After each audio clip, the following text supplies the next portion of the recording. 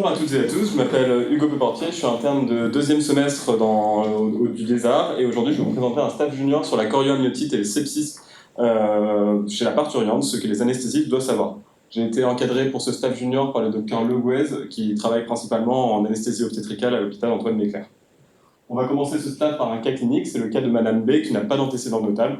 C'est sa première grossesse qui est sans particularité. Et le 15 septembre à 17h30, elle passe en salle de naissance après rupture spontanée de la poche des os à 40 plus 6 semaines d'aménorrhée, avec la description d'un liquide décrit comme clair. À 7h du matin le lendemain, les sages-femmes mettent en place de l'ocytocine face à de la stagnation du travail. Et à 10h, elles décrivent aussi un liquide amniotique malodorant. Et à midi, apparaît une fièvre chez cette patiente avec une tachycardie fœtale à 160 BPM. Le premier QCM que je vous propose, c'est donc numéro 1, vous posez le diagnostic de chorioamniotite clinique. Numéro 2, vous posez le diagnostic d'infection-inflammation intra-utérine. Numéro 3, vous poussez la patiente en césarienne si elle se dégrade sur le plan hémodynamique. Numéro 4, vous mettez en place une antibiothérapie par amoxicilline seule, ou face à ces seuls arguments cliniques, vous ne mettez pas d'antibiothérapie. Vous vous doutez qu'il y a un piège entre la 1 et la 2, qui serait plutôt pour l'infection de chorioamniotite clinique, enfin le diagnostic, et l'infection intra-utérine, et du coup qui serait pour l'antibiothérapie par amoxicilline seule, ou pas du tout d'antibiothérapie. Ok, on va revoir de toute façon tout ça. La bonne réponse était en effet la 1 et la 3, et on va revoir ça sur la suite du diapo.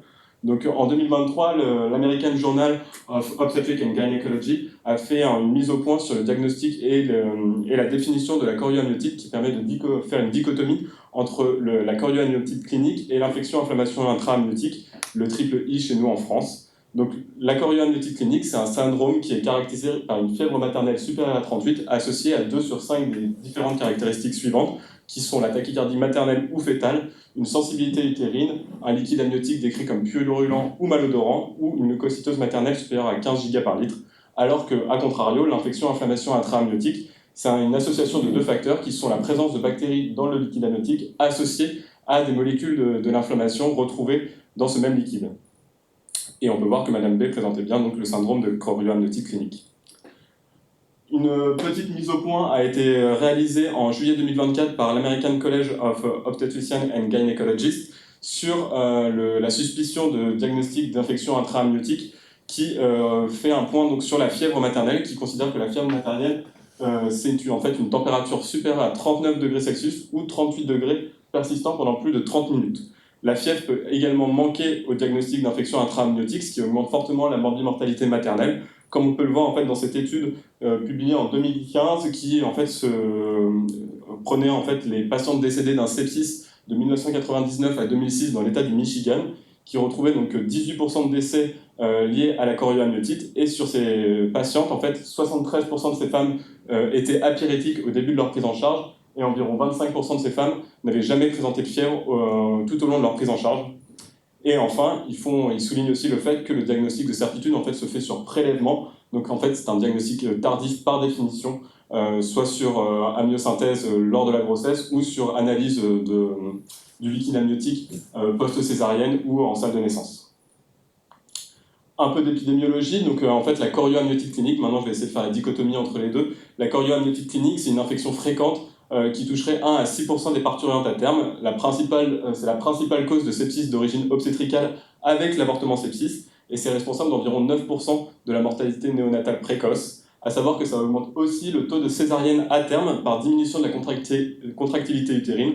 Comme on peut le voir en fait, dans ce schéma, c'est prouvé depuis assez longtemps, en 1983, et ça a été réaffirmé en 2019, que en fait, lors de l'apparition d'une fièvre en salle de naissance, la contractilité utérine augmente légèrement avant de s'effondrer à peu près au niveau de 2 heures, ce qui en fait entraîne chez les patientes de l'atonie utérine et accessoirement une stagnation du travail, ce qui augmente donc le taux de césarienne pour indication obstétricale.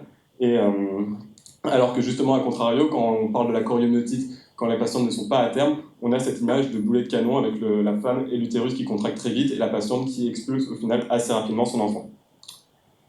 Au niveau de la physiopathologie, on a 3 modes de contamination principales. Le premier, c'est la voie ascendante via le vagin ou le col de l'utérus. La deuxième, c'est la voie hématogène, qu'on appelle une infection transplacentaire. Et la troisième voie, c'est la voie iatrogène, lorsqu'une patiente a reçu une amniosynthèse ou tout autre geste sur son liquide amniotique. Et au niveau des facteurs de risque, on a la rupture prématurée des membranes, le travail prolongé, le nombre de touchés vaginaux pendant le travail, et aussi, principalement, l'antécédent d'infection intra-amniotique qui, une fois qu'on a déjà présenté une infection intra-amniotique lors d'une précédente grossesse, on est beaucoup plus à risque d'en refaire une lors de la grossesse suivante. Au niveau de la microbiologie, c'est une infection qui est principalement polymicrobienne dans 70% des cas, à savoir qu'en gros, les mycoplasmes génitaux sont les bactéries les plus fréquemment retrouvées. Ils seraient impliqués dans plus de 62% des endométrites du postpartum et ou infections de plaie post-césarienne, mais leur physiopathogénicité n'est pas encore totalement établie. À savoir que ces bactéries ont une absence naturelle de parois les rendant résistants aux bêta-lactamides, aux glycopeptides ainsi qu'au C3G. Et il faut également se méfier des autres bactéries très virulentes, comme on peut le voir sur ce tableau qui retrace toutes les bactéries retrouvées lors des différentes amniosynthèses avec les bactéries qui causent des chorioamniotites. On se rend compte qu'on peut retrouver du Strepto B, de l'Escherichia coli et un peu plus accessoirement du Staphylococcus aureus. Au niveau de l'antibiothérapie, ce qui est recommandé par l'American College of Obstetrics and Gynecology, c'est un traitement par bi-antibiothérapie par de l'amoxicilline 2 grammes IV par 6 heures, associé à de la gentamicine, permettant de couvrir en fait le streptocoque B ainsi que les Escherichia coli qui sont responsables de la majorité des sepsis maternels et fétaux, et à savoir qu'ils rajoutent de la clindamycine IV 900 mg 6 césariennes lors du clampage du cordon pour éviter le risque d'anaérobie. En gros, ils décident d'arrêter l'antibiothérapie une fois que la patiente a délivré par voie basse, alors que s'ils passent en césarienne, ils rajoutent une dose supplémentaire d'antibiothérapie parce qu'ils considèrent que l'infection a été traitée au moment où la patiente a délivré. Dans la revue que je vous parlais qui faisait la mise au point sur la chorioamniotite qui est sortie en 2023, il propose un nouveau traitement qui est à base de ceftriaxone, clarithromycine et métronidazole qui permet en fait de couvrir le spectre du mycoplasme. Et on peut voir dans cette étude qui est effectuée en gros des amniosynthèses répétées chez des patientes ayant rompu à 7 jours d'intervalle, on peut se rendre compte que les prélèvements en fait retrouvaient du coup une diminution du taux de d'infection, inflammation intra-amniotique dans le groupe trit antibiothérapie versus le groupe amoxicilline Gentin. Maintenant, à propos de la césarienne, les recommandations sur le sujet, c'est que l'accouchement reste le traitement de l'infection inflammation intra-amniotique, peu importe la voie d'accouchement ni le terme. Ensuite, le diagnostic cependant de chorioamniotite clinique n'impose pas à lui seul le passage en césarienne. Ça, c'est une recommandation qui a été relevée par l'EM Consult en 2019 en lien avec le SENGAOF et qui affirme aussi également que la césarienne reste réservée aux indications obstétricales habituelles. Cependant, en cas de sepsis, ce journal de Maternal and Fetal Medicine a paru en 2023 des recommandations sur le sepsis durant la grossesse et qui recommande donc que si une source utérine est suspectée ou confirmée, il recommande une délivrance de l'utérus de la façon la plus rapide, peu importe le terme.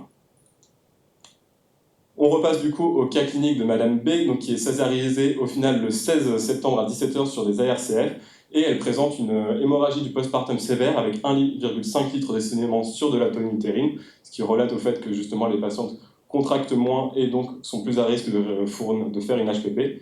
Et en fait, vous êtes appelé à J2 postpartum par la sage-femme à 23h pour une patiente qui se retrouve hypotendue avec une PAM à 58, une tachycardie à 120, une fièvre persistante à 38,4, une fréquence respi à 28, une SAT normale. Et cliniquement, en fait, vous retrouvez une auscultation cardiaque normale, des crépitants bilatéraux aux bases pulmonaires, une douleur à la palpation en fosse iliaque gauche avec un érythème induré en regard qui est cartonné et un peu expansif, et l'absence de marbrure. Le CG est normal, et à la biologie du matin, on retrouve une hémoglobine stable en lien avec son hémorragie du postpartum, des plaquettes également, une hyperleucocytose à 13 gigaparlides, et une hémostase normale. Donc les propositions que je vous propose maintenant, c'est numéro 1, vous effectuez un remplissage vasculaire de 1000 cc de ringère lactate. Numéro 2, vous évoquez un sepsis et vous prélevez des hémocultures. Numéro 3, vous demandez une échographie au gynécologue de garde. Numéro 4, vous appelez le radiologue de garde pour réaliser un angioscanner à la recherche d'une embolie pulmonaire. Et numéro 5, vous réalisez un gaz du sang. Donc je vais le faire à main levée, qui est pour le remplissage, qui prélève des hémocultures, qui demande une échographie gynéco, qui demande un angioscanner, et qui fait un gaz du sang. Ok, donc les bonnes réponses, moi j'ai mis un tout vrai, et surtout donc, sur l'embolie pulmonaire, je mettais aussi qu'on a rajouté un abdominopelvien à la recherche d'abcès pelvien ou de thrombophlébite septique qui restent des risques inhérents en post-chorioamniotite qu'il faut aller rechercher à ce moment-là.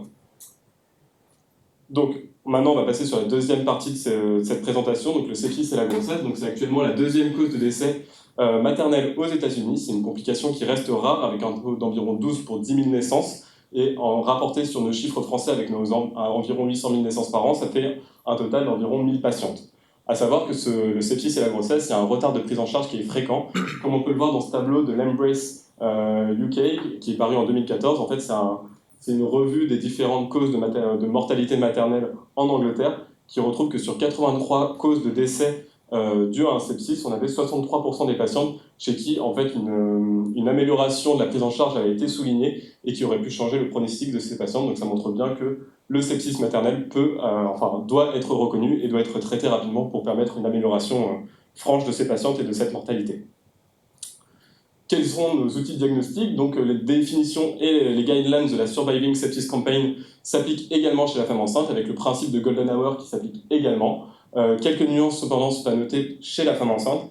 Déjà, le fait que le SOFA et le Quick SOFA peuvent être pris en défaut, comme on peut voir dans cette étude Anesthesia and Analgesia parue en 2019, qui retrouve que sur 82 cas de sepsis maternel, avec au final une sensibilité rétrospective du Quick SOFA à seulement 50%.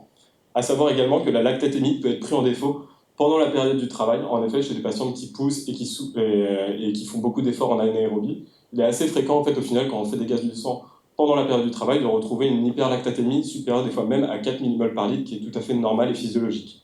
Enfin, les causes obstétricales, endométrite, abcès pelvien, méningite, chez nous en France, post-analgésie péridurale, doivent toujours être recherchées et éliminées par l'examen clinique ou par des prélèvements ou imagerie.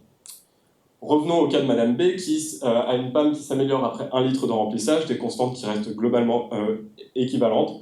L'échographie gynécologique ne retrouve pas d'argument pour un abcès ni saignement intra-abdominal. Biologiquement, on retrouve une hyperleucocytose à 15 Giga par litre, une CRP augmentée, mais sinon le reste est assez normal. Le scanner thoraco-abdominopelvien élimine l'absence d'embolie pulmonaire, l'absence de foyer infectieux profond, mais une discrète rétention hydroaérique intracavitaire en lien avec la période post-césarienne. Et au final, c'est surtout le gaz du sang qui nous a interpellés, avec une patiente qui a un pH à 7,40, mais des bicards abaissés à 16 mmol par litre, une capnie à 27 et une hyperlactatémie à 3,2 mmol par litre. Donc maintenant, je vais vous présenter un outil diagnostique paru dans la California Maternal Quality of Care Collaborative, qui en fait fait un screening du sepsis en 2 étapes. Donc vous pouvez voir la première étape qui s'apparente en fait au final plus ou moins à un quick SOFA, mais un peu mis pour la femme enceinte, avec la température qui rentre en compte, la fréquence respire qui cette fois-ci passe à 24 versus 22 dans le SOFA, la fréquence cardiaque augmentée, ainsi que la leucopénie ou l'hyperleucocytose. Je vous ai remis en rouge toutes les caractéristiques de Madame B, et au final, il décide que si 2 critères reviennent positifs, il faut démarrer une antibiothérapie à large spectre, ainsi qu'un remplissage vasculaire dans le risque d'un sepsis, et en même temps faire une évaluation des défaillances avec les chiffres que je ne vais pas vous citer, mais qui correspondent à peu près à la deuxième colonne du SOFA classique, avec justement quelques modifications comme la lactatémie supérieure à 2 mmol en l'absence de travail. Et donc Madame B avait une PAM initialement diminuée et une lactatémie supérieure à 2, donc on avait bien un sepsis qui était confirmé. Donc maintenant, le QCM que je vous propose, c'est en numéro 1, vous appelez le réanimateur pour une hospitalisation en réanimation. Numéro 2, vous introduisez de la tazo et de l'Argenta. Vous ajoutez de la clindamycine en numéro 3 à l'antibiothérapie ci-dessus. La patiente est-elle en alcalose métabolique ou en acidose métabolique compensée?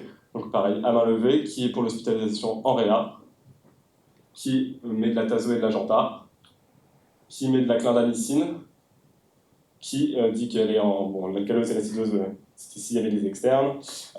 Du coup, donc la bonne réponse, en effet, j'aimerais juste revenir sur la numéro 3. Donc la clindamycine a été ajoutée justement à cette antibiothérapie parce qu'un mécanisme toxinique ne peut être éliminé dans ce contexte avec l'érythème cutané que je vous ai dit lors de l'examen clinique. En effet, les chocs toxiniques sont assez foudroyants chez les femmes enceintes et doivent toujours être pris en compte, avec justement des patientes qui peuvent des fois déclarer des dermohypodermites nécrosantes avec une morbidité par la suite qui est quand même assez importante.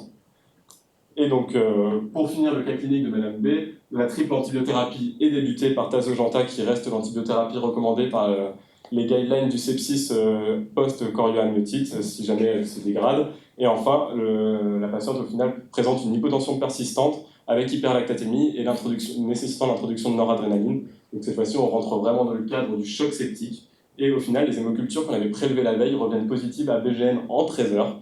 Et sur ce, les réanimateurs qui sont occupés de la patiente ont rajouté de l'amicacine à l'antibiothérapie. Elle reste avec le même état septique toute la journée pour au final le lendemain, le 20 septembre, une identification bactérienne à un E. coli OXA48 avec carbapénémase, mais ces 3G sensibles nous revient. Du coup, les réanimateurs switchent l'antibiothérapie pour de la céfotaxe et de la micacine, qui permet une amélioration clinique fulgurante avec une clairance du lactate et un sevrage de la noradrénaline dans la journée. Pour vous parler un peu de l'antibiothérapie du sepsis et des revues de cas, l'antibiothérapie est justement des fois très peu adaptée au début de la prise en charge. Souvent, sur 15 décès liés à un sepsis, on se rend compte que ça, c'est toujours les mêmes chiffres dont je vous parle par rapport à l'étude sur l'État du Michigan et les décès liés au sepsis. On a 73% des patientes qui auraient eu une antibiothérapie inefficace au début de la prise en charge, avec justement un délai d'escalade thérapeutique chez 8 sur 15 de ces patients. C'est-à-dire qu'ils ont noté que chez ces patientes qui sont décédées, elles ne ont pas été, par exemple, admises en réanimation, ou des fois même l'antibiothérapie n'avait pas été augmentée ou incrémentée malgré les résultats bactériologiques. Et enfin, j'aimerais vous parler donc de l'enquête nationale confidentielle sur les morts maternelles, qui est parue cette année en 2024, qui reprend en fait toute la liste des décès maternels de 2016 à 2018, et avec différentes sections en fonction des causes de décès. Et du coup, il y a eu 13 décès sur infection à porte d'entrée génitale, 4 toxi-infections, 6 infections intra-utérines à E. coli et 3 infections intra-utérines non documentées, avec un critère d'évitabilité jaugé à 9 sur 13 de ces patientes, soit 69%, ce qui montre du coup, encore une fois, la possibilité d'amélioration chez ces patientes. Et je vous conseille donc de lire quelques cas de cette revue qui nous permet de vraiment améliorer nos pratiques sur la prise en charge de nos patientes et d'éviter de faire des erreurs. Et au niveau donc, de la conclusion, donc, pour la chorioamniotique, il faut que vous reteniez que c'est un diagnostic fréquent, que l'absence de fièvre malheureusement n'élimine pas le diagnostic, que l'antibiothérapie que vous devez utiliser, c'est une antibiothérapie qui doit viser le streptocoque A et B principalement, ainsi que les bacilles gram négatifs, que l'évacuation de l'utérus reste le traitement étiologique principal, et il faut surtout retenir donc, le risque d'HPP et d'étonutérine, nous en tant qu'anesthésistes, et le risque de passage en césarienne, qui nous intéresse particulièrement.